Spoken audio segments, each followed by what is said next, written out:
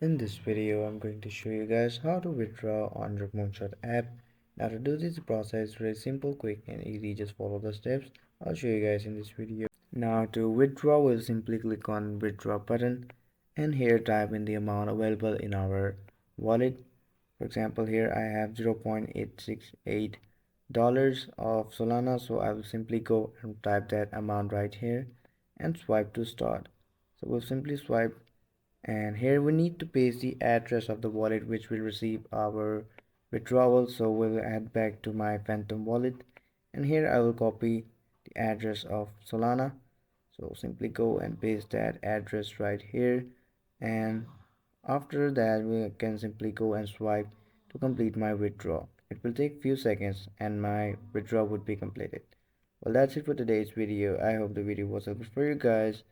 Don't forget to like, subscribe, share the video. See you guys in the next video. Take care. Bye bye.